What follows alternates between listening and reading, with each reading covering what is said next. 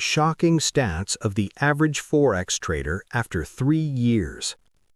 3 years. That's how long most people need to actually understand what they got themselves into when they decided to trade Forex. Not to become profitable, not to master the market, just to understand it. And here's the statistic that nobody in this industry wants to put at the front of their sales page. Roughly 70 to 80% of retail Forex traders have quit before they ever reach that 3-year mark. Let that land for a moment. 7 or 8 out of every 10 people who started this journey with you, the ones who were watching the same YouTube videos, reading the same books, joining the same communities, they're gone. Not because the market beat them, not because they weren't smart enough, not because trading is impossible. They quit because they didn't know what 3 years actually looked like from the inside, and nobody told them. Nobody told them that the first year would feel like being fluent in a language you just started learning. Nobody told them that the second year, the one where you finally start to see the patterns, where you feel like you're getting it, would be the most psychologically dangerous year of the entire journey. Nobody told them that the third year is where everything either consolidates or collapses. And almost nobody told them what the traders who made it past 3 years actually looked like. Because here's the thing, and this is the part that will challenge everything you think you know about this game. The traders who are still standing after 3 years are not the ones who found the best strategy. They are not the ones who had the biggest accounts. They're not the ones who were the most naturally gifted at reading charts. They are not the ones who worked the hardest in the conventional sense of logging the most screen hours and consuming the most content. They're the ones who changed the most, not their strategy, themselves. That's what this video is about. The real data, the honest numbers, and more importantly, the psychological portrait of who you need to become to be one of the traders still standing when most others have walked away. Stay with me. This is going to be the most important video you watch this month. Let me tell you what the trading industry sells you versus what the data actually shows. The industry sells you the idea that trading is a skill you acquire, like learning to drive or code.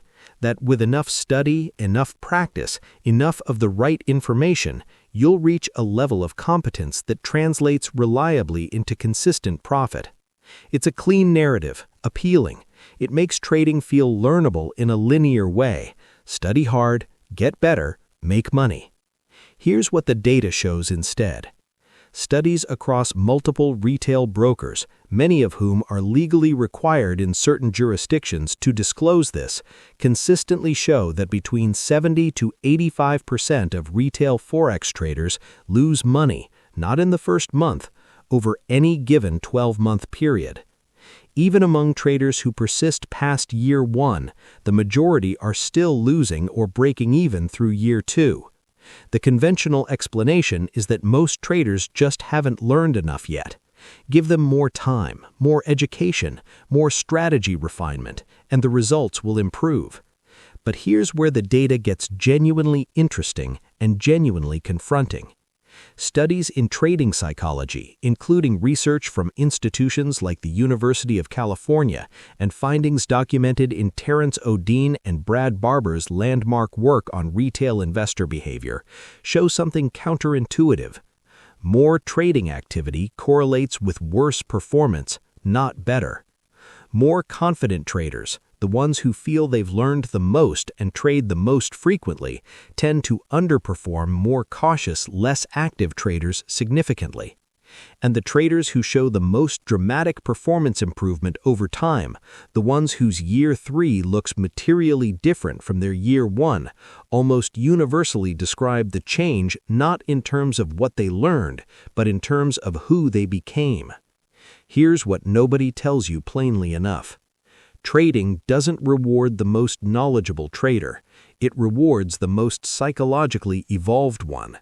And that evolution, the real kind, not the inspirational poster kind, takes time. It takes failure. It takes a specific sequence of painful realizations that cannot be shortcutted by consuming more content or buying a better course. Let me walk you through what that sequence actually looks like, stat by stat, year by year, shift by shift. Stat 1. The average trader loses money for longer than they expected, and that gap is the most important variable in their entire journey. Let's start with the number most people know but don't fully absorb. The average retail Forex trader loses money for approximately 18 to 24 months before they see consistent positive returns, if they see them at all. 18 to 24 months. Think about what that actually means. If you started trading today with realistic expectations informed by aggregate data, you would be looking at 1.5 to 2 years of net negative performance before you reach break-even, let alone profitability. Now here is the critical question that statistic raises. How long did you think it was going to take when you started? If you're honest with yourself, and I'm asking you to be right now, most people entering trading have a mental timeline of somewhere between 3 months and a year, some even shorter. The expectation is shaped by the content they consumed before they started, the highlight reels, the screenshots, the courses promising to compress the learning curve. The gap between the expected timeline and the actual timeline is not just a source of frustration. It is the primary reason most traders quit. Not because the journey was impossibly hard, because it was harder and longer than they had been led to believe. And when reality diverges significantly from expectation, the human mind interprets that divergence as evidence of failure, evidence that this was never going to work, that you don't have what it takes, that it's time to cut your losses and walk away. Most people overestimate what they can do in 1 year and underestimate what they can do in 10 years. Bill Gates. That quote is almost perfectly applicable to trading. Replace 10 years with 3, and it maps almost exactly onto the data. Old behavior, entering with an arbitrary timeline, measuring progress against it, quitting when reality diverges from expectation. New behavior, entering with an honest timeline informed by real data, measuring progress against psychological and process markers rather than financial ones alone. This shift from financial expectation to process expectation is one of the most protective things a trader can do in their first year, because it reframes the entire journey. You are not failing because you're still losing after 6 months. The data says you probably should be. The question is not whether you're losing, it's whether you're losing in a way that is teaching you something, whether the losing is purposeful, whether you are extracting signal from the noise of your own results. The traders who make it past 2 years are almost universally the ones who recalibrated their timeline early, who let go of the expectation that it would be quick and replaced it with a commitment that it would be honest. If you're in your first or second year right now and you've been measuring yourself against a timeline that the data says was never realistic, I want you to pause and give yourself permission to recalibrate. You are not behind. You are exactly on schedule for someone doing this with integrity. Drop a comment with the number of years you've been trading, just the number. I want to see where this community is in the journey. Stat 2. The average trader has blown at least one account, and what they do next defines everything. Here is a statistic that carries more psychological weight than any other in trading. Research and community surveys across retail trading platforms consistently suggest that the majority of traders who reach the 3-year mark have blown at least one account along the way. Some surveys place this figure as high as 70% of traders who eventually become consistently profitable. 70% of profitable traders have experienced account failure. This is not a shameful statistic.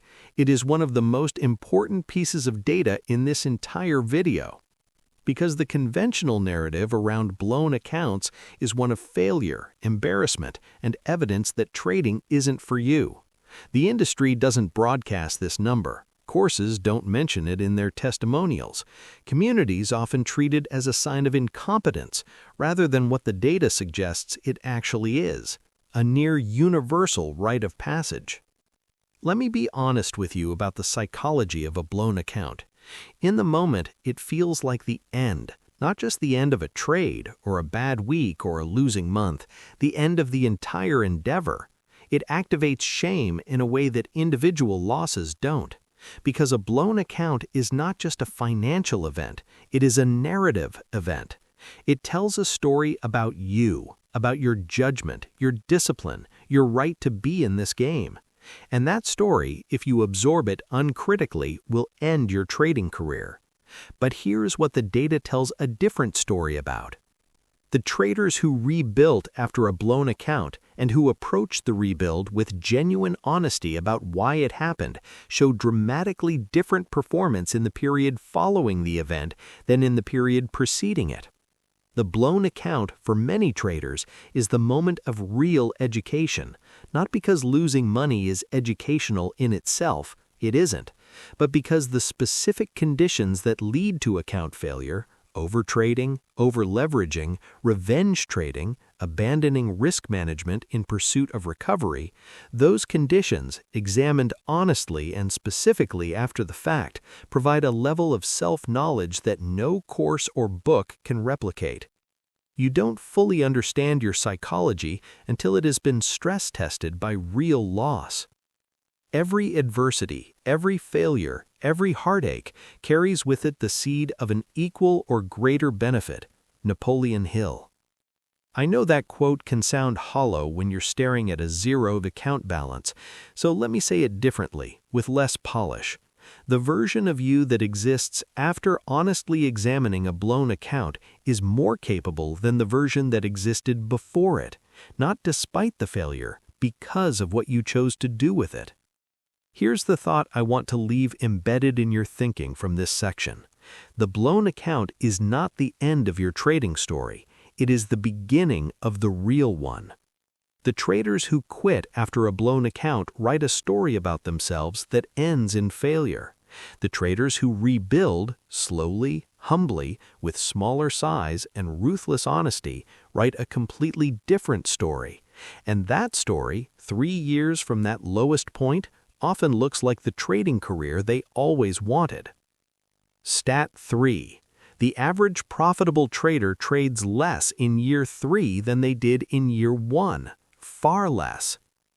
This is the statistic that surprises people the most, and it's the one that most directly challenges the cultural narrative about trading as a high-intensity, high-frequency activity. Study after study of retail trader behavior shows a clear trajectory in traders who eventually reach profitability. Their trading frequency decreases significantly as their performance improves. Not marginally, significantly. Traders who go from losing to consistently profitable typically reduce their trade count by anywhere from 40 to 60% over the course of their development. They take fewer trades, they sit out more often, they have longer periods of deliberate inactivity, and they make more money.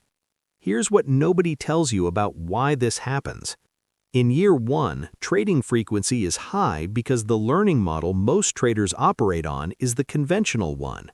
The more I do, the faster I'll learn. Screen time equals progress. Volume equals experience. This is true in many disciplines. It is not straightforwardly true in trading. In trading, volume without quality is not practice. It is repetition of error. Every impulsive trade, every borderline setup, every position taken out of boredom or urgency or the need to feel productive. These are not learning opportunities. They are reinforcement of exactly the psychological patterns that keep traders losing. The shift from high-frequency losing to low-frequency profitability is not primarily a technical shift. It is a psychological and identity shift. The trader begins to fundamentally change their relationship with activity. They stop measuring their engagement with the market by how often they're in positions. They start measuring it by the quality of their decision-making process, which sometimes, often produces the decision not to trade. The big money is not in the buying and selling, but in the waiting. Charlie Munger. Old behavior, measuring trading success by screen time, trade count, and activity level. New behavior, measuring trading success by process quality, setup criteria, adherence, and the discipline of deliberate inaction. Let me give you a real example of what this looks like in practice. There's a trader in a community I'm part of. I'll call her Amara. When Amara started trading, she was taking 8 to 15 trades a week. She was at her desk by 6 a.m. for the London Open and often still watching screens at 11 p.m. She tracked multiple pairs, multiple time frames, multiple sessions. She was, by any measure, working extremely hard. After 3 years, 3 full, honest, difficult, occasionally devastating years, Amara takes between 4 and 8 trades per month. Per month, not per week. Her account grew more in the 12 months of lower frequency than in the previous 2 years combined. Not because she stopped caring, because she started caring about the right things. She cared about quality instead of volume. She cared about the decision rather than the activity. She cared about who she was as a trader more than how much she was trading. The market rewarded that shift in the only language it speaks: profit and loss. Stat 4. The average 3-year trader has redefined what success means at least once, usually more. Here's where the psychology gets genuinely deep. One of the most consistent patterns among traders who reach the 3-year mark is a significant shift in how they define success, not just their trading success, their success in general. When most people start trading, they define success financially and specifically: a target monthly return, a specific account balance, an income figure that would allow them to quit their job, achieve a lifestyle, prove something to someone.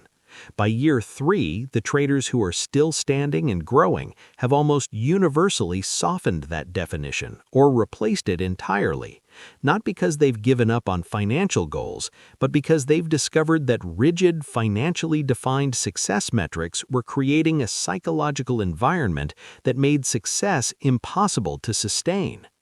Because when your only measure of success is financial return, every losing day is a failure. Every losing week is evidence of regression. Every drawdown is an existential threat to the entire endeavor. Your emotional relationship with the market becomes one of constant evaluation, constant judgment of whether this is still working, whether you're still good enough, whether the next loss is the one that proves you should have quit. This psychological state, chronic evaluation against a fixed financial target, creates exactly the conditions in which bad trading decisions are most likely to occur. It produces the desperation that leads to oversizing, the anxiety that leads to premature exits, the compulsion to overtrade when you're behind on your monthly target. The traders who survive this realize, usually through painful experience, that the metric needs to change.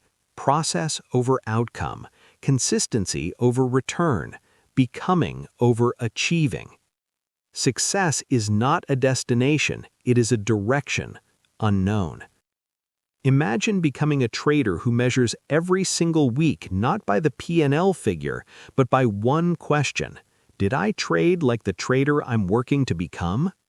That question, asked honestly and answered honestly after every session, builds something that financial targets cannot. It builds a standard, a relationship with your own behavior, an internal authority that the market cannot destabilize. Because here's what the data confirms: the traders who measure their progress by process consistency show better long-term financial results than the traders who measure it by short-term return. Not as a philosophical position, as a measurable outcome. When you stop needing every month to be profitable and start needing every month to be honest and well executed, the profitability tends to follow. Not immediately, not without setback, but directionally over time, with a consistency that the financially desperate version of the same trader could never achieve. Stat 5. The average 3-year trader knows significantly less than they thought they did at year 1, and that is entirely good news. This is the most counterintuitive data point in this entire video. Across surveys and studies of retail trader development, one of the most consistent findings is this: the traders who are performing best at the 3-year mark rate their own certainty about the market significantly lower than traders in their first year. They know more, and they feel more uncertain. The traders in year 1 tend to display something psychologists call the Dunning-Kruger effect, the cognitive bias where limited knowledge in a domain produces an inflated assessment of one's own competence. Early traders often feel most confident precisely when they know least. They've learned a strategy, they've had a few wins, they understand the vocabulary. They believe they are further along than they are. By year 3, the survivors have been humbled repeatedly. They've had their certainty tested by the market and found wanting. They've discovered that the things they were most confident about in year 1 were often the things that cost them the most money. And in place of false certainty, they have developed something far more valuable: calibrated uncertainty. They know what they don't know. They know the limits of their edge. They know that the market will always be more complex than any model they can build of it.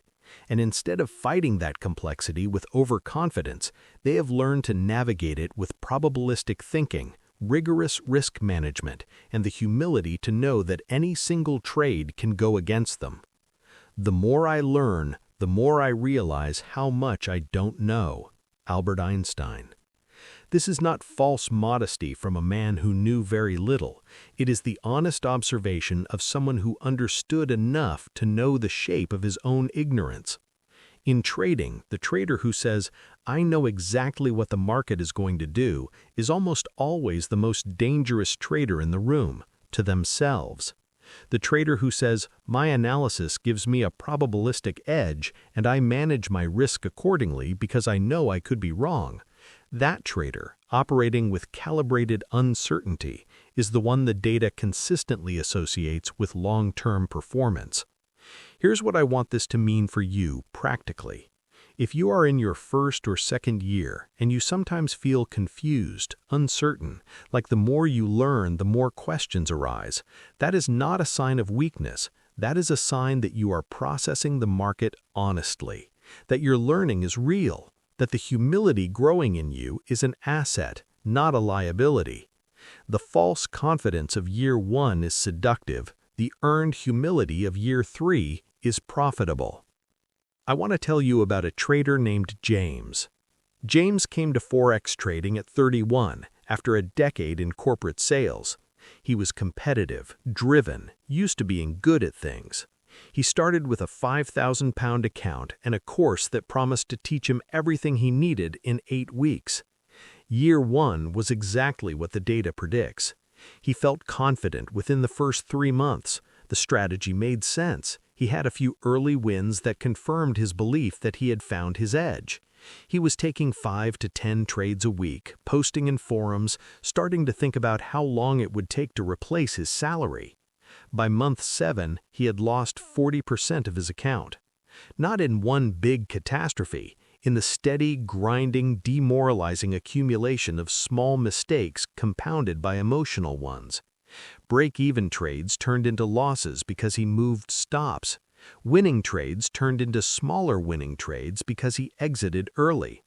Losing trades turned into larger losing trades because he averaged down. He knew what he was doing wrong. He just couldn't stop doing it. He rebuilt, took the account back to near break-even through sheer stubbornness, then lost it all again in a 2-week stretch after a series of news events that he was convinced he had predicted correctly. At month 14, his account hit 0 for the first time, and here is where the story either ends or begins. James sat with that zeroed account for 3 weeks before he made another trade. Not paralyzed, processing. He went back through his entire trading history, every trade, every journal entry, every emotional note he had made in real time, and he did something most traders never do. He looked for patterns in himself, not in the market, in himself. What he found was uncomfortable. He discovered that 80% of his losses had come from trades he had taken in one of three emotional states: the urgency after a missed trade, the desperation after a losing streak, and what he came to call the I know state, the overconfident certainty that occasionally descended on him after a run of wins, during which he would abandon his rules entirely. He could not find a single A-grade setup in any of those three emotional states, not one. What this meant was that his system, the actual strategy, the technical criteria, was not the problem. It had a genuine edge when executed correctly. The problem was that he was executing it correctly approximately 40% of the time. The other 60% of the time, he was in one of those three states. James made a decision. He would not rebuild the account until he had tracked 30 consecutive trades on a demo account where he had noted his emotional state at entry and could confirm he had been in none of those three states. It took 4 months. 4 months of trading a demo, tracking emotional states, failing the criteria, resetting, trying again. When he finally moved back to a live account, smaller with strict risk parameters, something was different. Not his strategy, his relationship with himself at the screen. The urgency after a missed trade appeared. He recognized it, named it, closed the laptop. The desperation after a losing week appeared. He recognized it, named it, took a day away from charts. The I know overconfidence appeared after 3 consecutive winning trades. He recognized it, named it, reduced his position size for the next session. He was not a perfect trader, he never claimed to be, but he was for the first time an honest one, an honest one. His 3rd year, the year the statistics say most people never reach, was his first consistently profitable year. Not dramatically profitable. Quietly profitable, steadily, boringly, reliably profitable. Not because he found a better strategy, because he became a better operator of the one he had. That is the 3-year story the data tells for the traders who make it. Let me bring all this together into the one thing that matters most. The statistics we've covered today are not random. They are not bad luck distributed across an unlucky population of traders. They are the predictable output of a predictable pattern. Most people enter trading as one kind of person and expect to get rich without becoming another one. That is the root of every statistic in this video. The 80% who quit, the blown accounts, the overtrading, the misaligned timelines, the false confidence of year 1 and the exhaustion of year 2. All of it traces back to the same fundamental misunderstanding. Trading is not a skill you add to who you are. It is a process that changes who you are, fundamentally, uncomfortably, slowly, and then suddenly. The traders still standing at 3 years are not the same people who opened their first demo account. They have been changed by the market in ways they could not have predicted and cannot fully articulate. Their relationship with risk is different. Their relationship with uncertainty is different. Their relationship with money, with ego, with being wrong, all different. They did not acquire a skill. They underwent a transformation. And here's the truth that the dropout statistics obscure. That transformation is available to everyone who enters this game. It is not reserved for the naturally talented. It is not accelerated by being smarter or wealthier or educated. It is available to every single person willing to stay long enough, be honest enough, and remain humble enough to let the market teach them who they need to become. The 70 to 80% who quit, they didn't fail because they couldn't do it. They quit before the transformation was beginning to take hold. That is the tragedy in the statistic. Not that they were incapable, that they stopped at exactly the point where the change was beginning to take hold. Imagine becoming the trader on the other side of that transformation. Not someday, not in an abstract future, but as the person you are actively, deliberately choosing to become. One honest trade, one followed rule, one moment of difficult stillness at a time. That trader exists. The data confirms it. The path to them is not secret, not expensive, not reserved for the few. It is simply longer and more interior than most people were told when they started. Let me leave you with the single most important thing I can say about 3 years in trading. The traders who make it are not tougher than the ones who quit. They are not smarter, more disciplined in some innate sense, more naturally suited to this game. They are simply the ones who decided, at some point, often at the darkest point, that the transformation the market was asking of them was worth undergoing. Not for the money, ultimately, although the money matters, but for what they discovered about themselves on the other side of it. The clarity, the patience, the ability to sit with uncertainty and act anyway, the capacity to be wrong without collapsing, the knowledge that they can take a punch, financially, psychologically, and get back up, not with bravado, but with quiet, informed, unshakable steadiness. These are not trading skills. These are life skills, and the market, with all its brutality and indifference, forges them in ways that almost nothing else can. You came to trading to make money. That's honest and it's fine. But if you stay, if you do the work, all of it, including the interior work that this video has been pointing toward, you will get something more durable than a monthly return figure. You will get the version of yourself that the market demanded you become. And that version, the patient one, the honest one, the one who doesn't need a winning trade to feel okay, that version tends to make money, consistently, quietly, over time. Here's where you are right now.